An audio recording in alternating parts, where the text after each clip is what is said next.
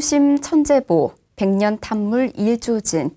초발심 자격문의 이 한 구절을 듣고 초등학교 시절 출가를 결심한 스님이 있습니다. 바로 전 조계종 교육원장 무비 스님인데요. 60여 년 전 무비 스님을 출가의 길로 이끈 동자 스님 일화부터 한국불교 대강백으로 이어진 무비 스님의 출가 60년 이야기를 만나고 싶었습니다를 통해 이은하 기자가 보도합니다. 2001년 조계종 교육원장에 취임해 승가고시와 법계 제도를 시행하고 중앙승가대 김포학사 이전을 완료하는 등 승가 교육 발전에 원력을 쏟은 한국불교 대강백 무비 스님을 범어사 화엄전에서 만났습니다. 1943년 경북 영덕에서 태어나 1958년 범어사로 출가해 통도사, 범어사 강주, 조계종 교육원장, 동국 역경원장 등을 거치며 탄어 스님 강맥을 이은 대강백으로 굳건하게 자리 잡은 무비 스님. 수행자로 반세기 넘게 살아온 까마득한 스님의 60여 년 전 출가 이야기는 마치 한편의 동화를 듣는 듯 순수하고 따뜻했습니다. 저 또래 그 동자성이 있었어요. 초등학교 5, 6학년 무렵에 동자성이 마침 거기에 계셨는데 그 이웃한 절이다 보니까 뭐 놀러도 가고 뭐 일이 있어서도 가고 심부름도 가고 해서 이제 그 스님하고 친하게 됐어요. 초발심 자격문 한 구절을 이제 소개해 준다고 하면서 삼일 수심은 천재보여 백년 탐물은 일조진이라 그 아주 유명한 말씀이잖아요. 그 말을 다 이렇게 외우면서 그걸 이제 또 다 해석을 하시는 거예요. 그래서 그 구절을 듣고는 그만 아주 나도 저 길을 가야 할 것이다.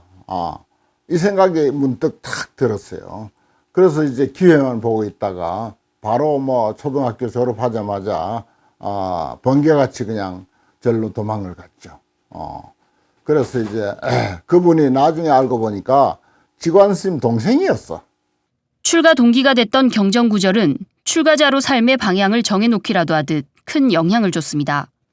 역경연수원 1기생으로 경전 번역에 발을 들인 스님은 역경원장까지 취임하며 역경 분야에서 남다른 원력을 펼쳤습니다.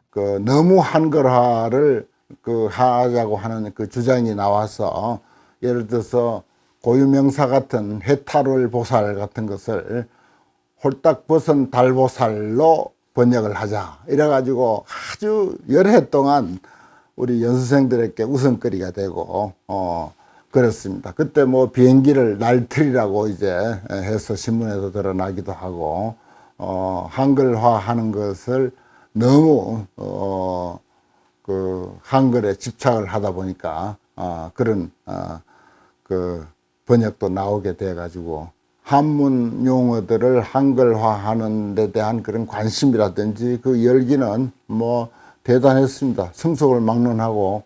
탄어 스님의 일화를 소개하며 누구보다 배움에 열정적이었던 스님의 삶은 지금도 지침이 되고 있다고 소개했습니다.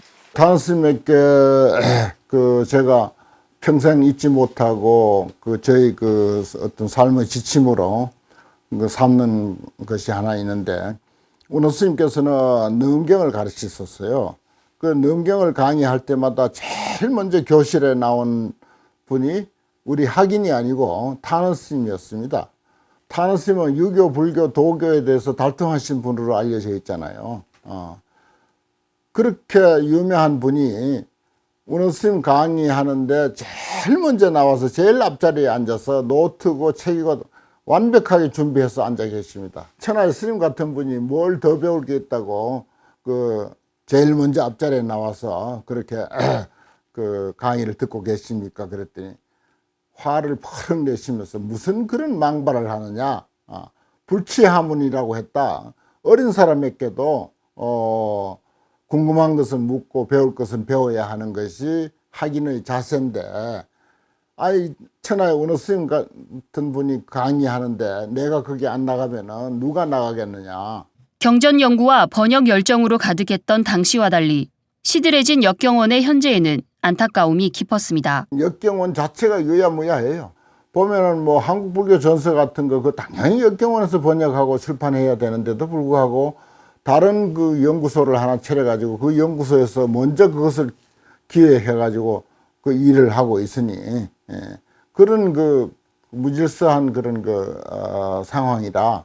그래서 참 그런 것이 안타까워요. 그래서 이제 학교나 종단에서 그런 그 역경원을 좀 관심을 갖고 그런 그 기관을 뚜렷하게 좀 초기처럼 그렇게 좀 부각을 시켰으면. 스님은 누구나 쉽게 읽고 이해할 수 있도록 경전을 번역하고 강설하는 데 힘을 쏟고 있습니다.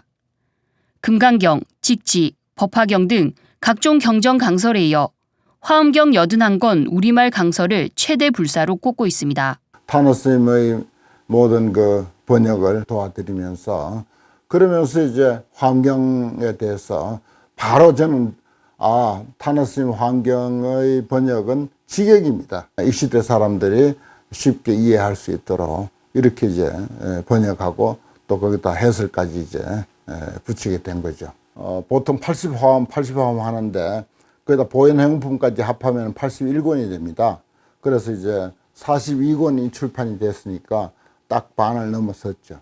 탈종교와 출가자 감소 등 다양한 사회 변화에도 불교와 출가자의 기본은 깨달음에 대한 열정과 의지라고 강조했습니다. 누구도 느끼지 못하는 그런 그 아주 정말 저기 아주 높은 산봉우리에 홀로 선 듯한 그런 맛, 그런 감정, 그게 좋아서 출가 생활하는 거 아닙니까?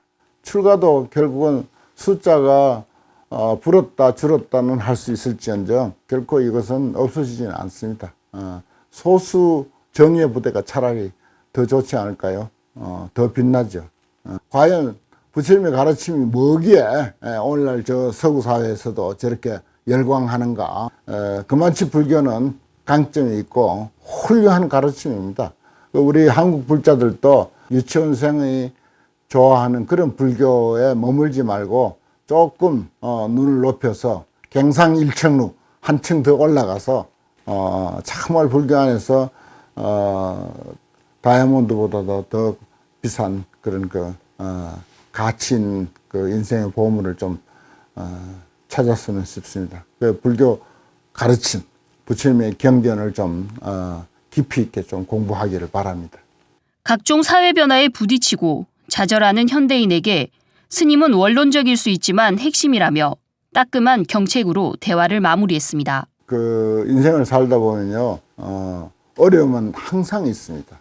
처음 들어보는 뭐 금수저니, 은수저니, 흙수저니, 뭐 갑질이니 무슨 뭐 등등 그런 그 참 입에 담기도 그 싫은 그런 용어들이 막 튀어나왔는데 뭐 슬기롭게 잘 극복해야죠. 어렵다고 생각하면은 끝도 없이 어렵습니다. 지금보다요 과거가 더 어려웠습니다. 그런데 우리 선인들은 우리 부모들, 할아버지, 할머니들 세대는 잘 헤쳐나왔습니다. 그렇기 때문에 결코 어려운 시대가 아닙니다. 우리가 어렵게 생각할 뿐입니다. BTN 뉴스 이은하입니다.